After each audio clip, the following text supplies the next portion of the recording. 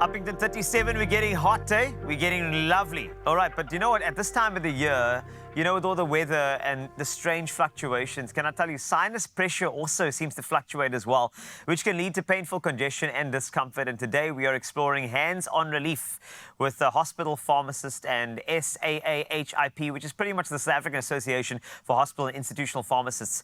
Our Cape Western Province chairperson of that organization, Brent Sinus, is here, who will show us a bit more about, you know, stimulating sinus pressure points to ease facial pain and, of course, hopefully, congestion as well. How's it, Brent? It's great to have you here, man. Yo, you came at the right time. Every single person around me, there seems to be a sinus issue, and it's occurring later in the year, which is quite unique, because usually it's a, I'm going to say, an August thing. Yeah. Why in November?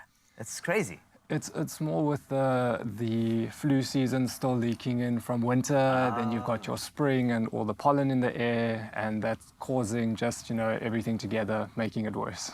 Yeah, it does. It's so weird the way this happens. But in terms of sinus pressure, you know, because this is a problem. Sinus pressure, it makes your eyes water, headaches get involved. You just kind of feel, I feel like when I get sinus pressure, I kind of feel like I'm not in control, like I'm like kind of out-of-body experience. You just don't feel like you're focused. Yeah. But where does that come from? Where does that sinus pressure come from? So that pressure that you feel around your eyes, your nose, it's caused when the nasal passages, they become inflamed, they become swollen, and that can be due to various factors. You've got your bacterial infections, viral infections, allergies, very common now, and then more long-term or persistent pressure can be caused by deviated septum, which would need surgery to be corrected.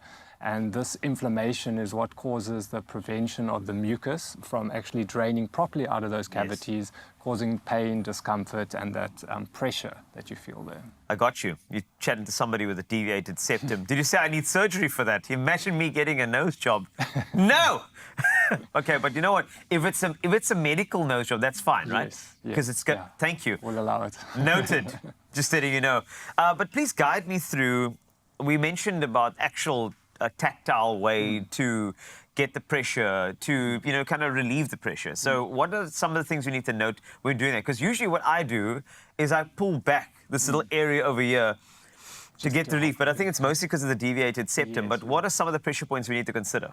So there's 4 main pressure points that you're going to find in and around your face. All right. And easiest way I found 3 fingers like this. Yes. It's halfway between your nostril and your upper lip over there. One is 1 finger width away from your nose. Yes. And the last one is just in the midline of your eye. Yeah. Underneath the nose. So that's the first 3. And then the last one is what they call the third eye point, which is right here between your eyebrows. So 1, 2, 3, and 4. And what you're going to want to do is sit down, get comfortable, warm up your hands a bit, close your eyes, and then choose one of the points. Yeah. And then with one of your fingers, you just gently massage that point for several minutes, either in a circular motion or up and down. And you don't want to push too hard. You don't want to increase the pressure that's already happening inside that sinus cavity. Okay. As too much pressure could cause a bit of lightheadedness and even vertigo. So just take it easy and massage it. It shouldn't hurt. And it's always best to, if you feel that you don't know exactly where the points are or if it's causing excess pain, consult with a physiotherapist, consult with your doctor. They'll be able to point you in the right direction. Consulting with a doctor, I think that's something that I wanted to just ask you about very quickly. Is that when is that time where you need to go knock on a doctor's door? Because I know that you can treat, and it becomes a pattern for your entire life. But when do we eventually say, hold on, I need to check this out? So firstly, I would say go see your pharmacist. Let's see if we can treat it if it's the first episode. Okay, If great. it hasn't happened before and you've got really bad sinus and you don't know what to do, go and see your pharmacist. We can provide some over-the-counter medication, some either oral tablets or a nasal spray that can help clear it up. We do recommend you don't use a decongestant for more than 5 days. If the symptoms persist longer than that, or you use it, it goes away and it comes back, you know, on a 2-3 weekly basis, then it's time to go see a doctor. If it's accompanied with a fever, if your mucus or the snot that's coming out, if that's a different color other than clear, that also might be an indication of an infection, which would require antibiotics from a doctor. Okay, great stuff. Thank you for that advice as well. A nasal spray spray is also another intervention for sinus relief. We all know that if you've ever experienced any sinus problems. I feel like a demonstration as to how to use nasal spray is important because I've been told that a lot of people get this wrong. Yes, and then they feel like their nasal spray isn't working. Yes. But it's just because they're not getting the most effective use out of it. So I'm going to pretend you're a patient. And Okay. I'm going to explain to you how to use a nasal spray. Thank you. This is my nasal spray that I'm using today.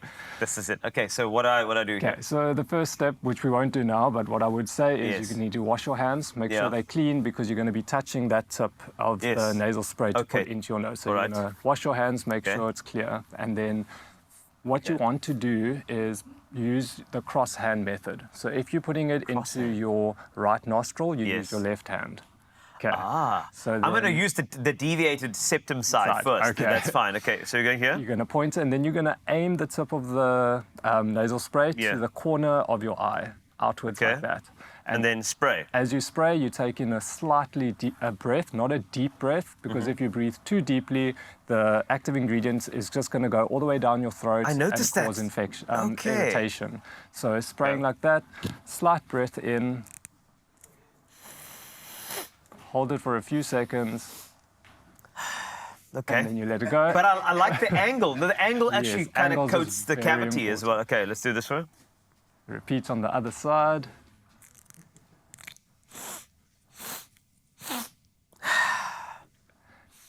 And then the final. What is in here? That's some good stuff right there.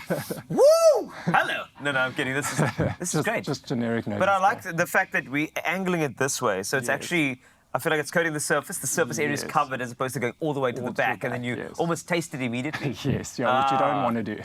No, not at all. This is great. I love this. Okay, well, Brent, thank you so much for all of the sinus relief, pretty much, with information.